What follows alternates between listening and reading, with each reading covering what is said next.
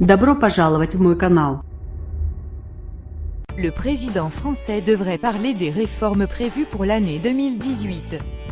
Photo AFP. Quel que soit le cadre et la forme finalement choisie, Emmanuel Macron présentera ce dimanche soir ses premiers vœux télévisés aux Français pour promettre une poursuite des réformes à un rythme soutenu, alors que tous les signaux sont au vert. Suspense total. L'Élysée a refusé de dévoiler la forme de son allocution. Le 14 juillet, Emmanuel Macron avait dérogé à la règle non écrite de l'interview télévisée. Seul indice, il ne s'agira pas d'un discours fleuve.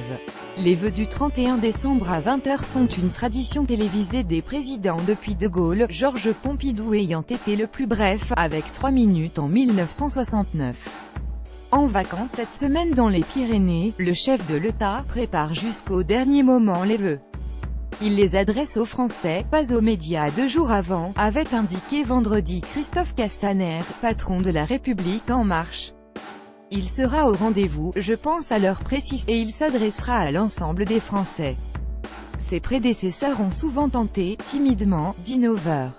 Valéry Giscard d'Estaing s'était exprimé au coin du feu aux côtés de son épouse Annie Ernaux en lui donnant la parole à la fin. Jacques Chirac parlait debout derrière un pupitre. François Hollande a été successivement debout puis assis derrière un bureau vide. Brigitte Macron sera-t-elle présente? Pour Noël, le chef de l'État a déjà écrit un tweet co-signé avec elle, sous une photo du couple au sein du palais avec leur chien Nemo.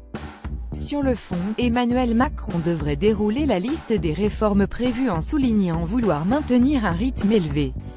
Il sera toujours tourné vers l'avenir, jamais vers le travail passé. Il proposera aux Français de poursuivre l'action de transformation en profondeur de notre pays, selon Christophe Castaner. Il devrait ainsi rappeler la réforme programmée de l'assurance chômage, qu'il veut étendre aux indépendants et aux démissionnaires, le développement de la formation professionnelle et de l'apprentissage, les futurs projets de loi sur le logement, l'entreprise, le droit à l'erreur, la justice ou encore l'alimentation et la lutte contre les violences faites aux femmes. À l'international, il devrait rappeler ses ambitions de réformer l'Europe et de lancer des projets concrets, comme l'Europe de la défense.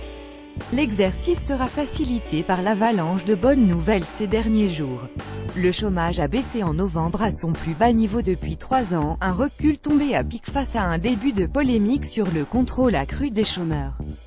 L'INSEE a rehaussé sa prévision de croissance pour 2017 à 1,9%, 1,1% en 2016.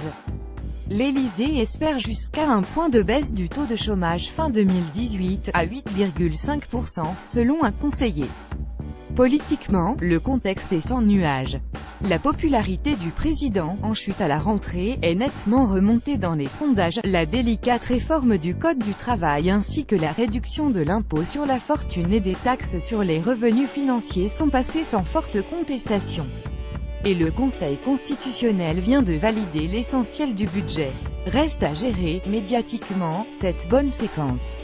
2020, fin de la taxe d'habitation. Emmanuel Macron a signé hier, sous l'œil des caméras, les 3 dernières lois votées au Parlement dont le budget 2018, en confirmant son objectif de supprimer la taxe d'habitation pour tous. Le budget 2018 entame la suppression de la taxe d'habitation pour 80% des ménages, avec la perspective en 2020 d'une réforme en profondeur qui permettra de supprimer cet impôt pour la totalité de nos concitoyens, a-t-il déclaré. Le président a également signé la loi sur le financement de la Sécu et celle mettant fin à la recherche et l'exploitation des hydrocarbures d'ici 2040.